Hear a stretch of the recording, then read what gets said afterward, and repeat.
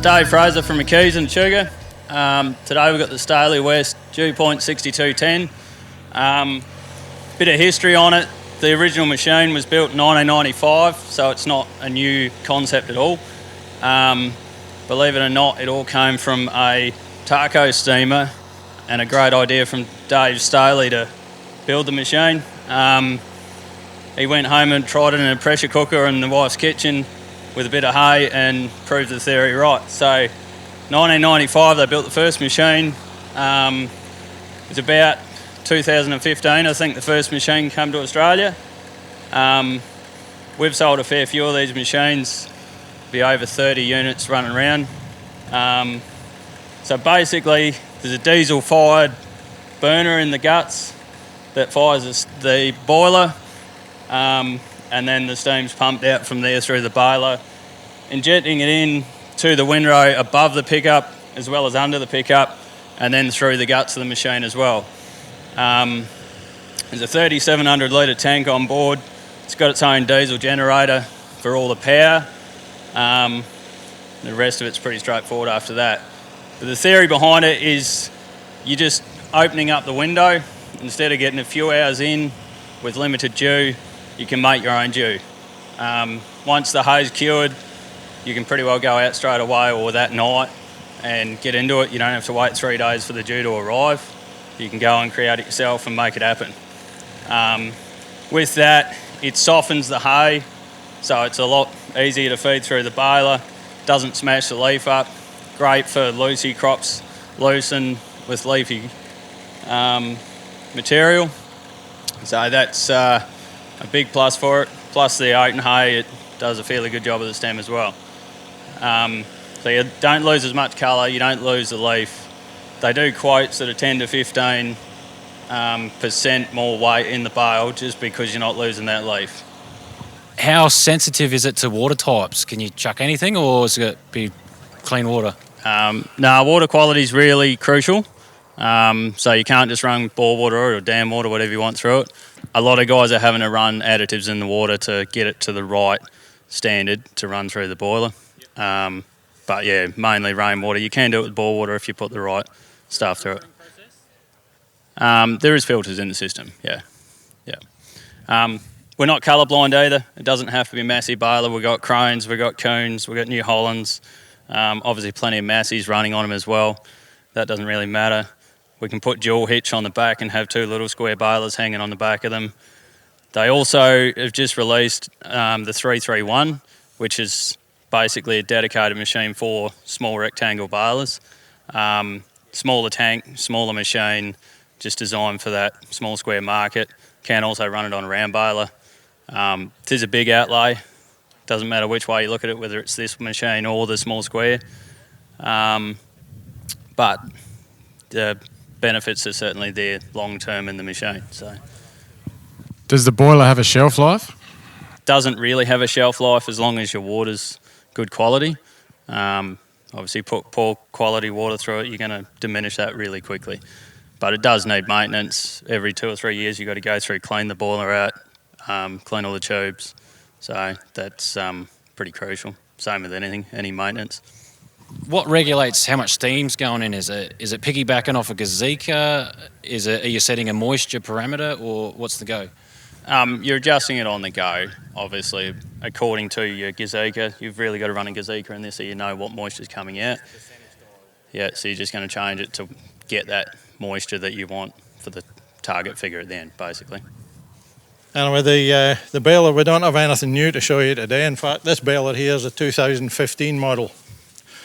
It's done 50,000 bales. And the history of this machine is it's about 60 cents a bale maintenance cost over the life of the machine. The first big square baler, of course, was built by the heritage of this machine.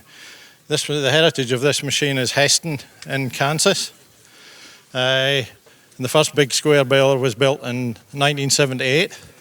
And if you look at that machine and you look at some of the drive lines and whatnot, in this machine there's a lot of similarities.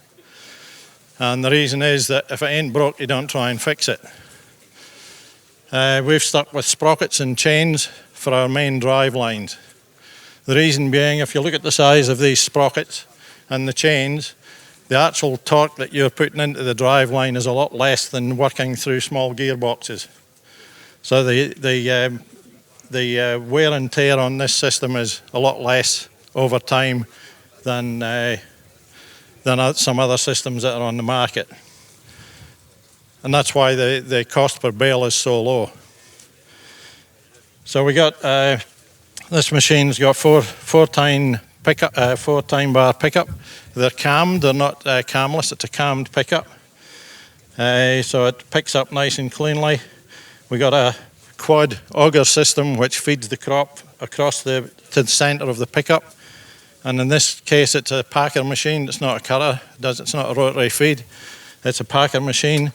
The packer feeds the crop into the pre-charge chamber. Pre-charge chamber is adjustable for flake size and pushes the trips and the flake individually, puts a flake up into the bale chamber.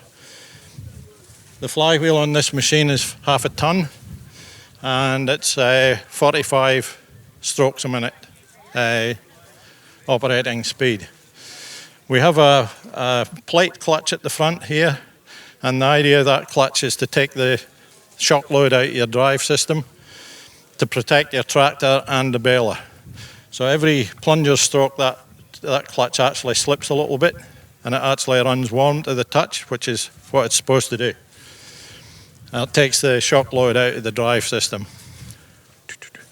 The machine comes, as you can see, the twine we put in on a 30-degree angle. So it's quite handy for when you're reloading your twine for tying up your spools, tying your spools together. We've got a mechanical knotter system on here. You can have an electrical system if you prefer.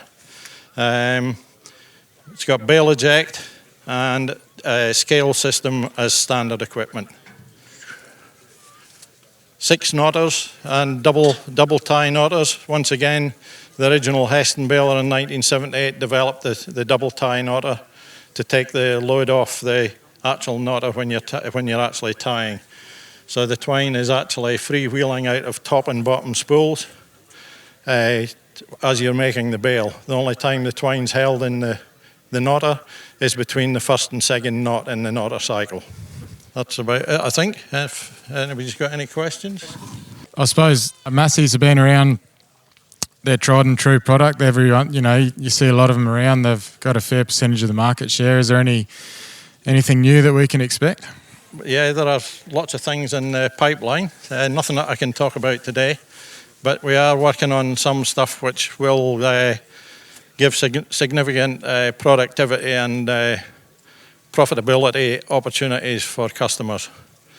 That's coming along the not too distant future, but it's nothing I can talk about today. The other thing, I guess, and I just asked Lee before, this bale here was between 680 700 kilos, running at 70% load on the machine. So you do get a good weight out, especially when you're running the steamer. Just quickly, I'll throw to Cameron here, put him on the spot. He buys a lot of hay. Can you comment on the steamers, Cameron? Is there anything that you look for in hay that you can give us any information on?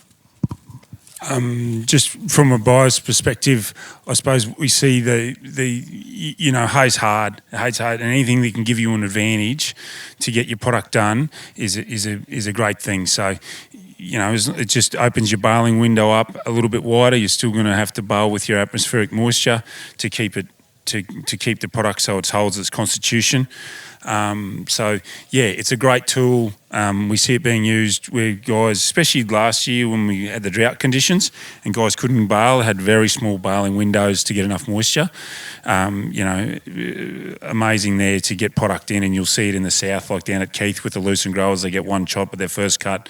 Benny Brinkworth, he's had a couple of years I've seen there where he's been able to make advantages in his lucent product because he can bale when no one else can, or he can just get a couple more hours in, if that makes you. It doesn't allow you to bale all the time, but it just opens up that window, and consistency weight-wise and product-wise, you can see it there. So that'd be something I'd say. I'd see the advantage of it, and hay's really hard to do, as we all know, and any advantage you can get, and this these products are definitely an advantage.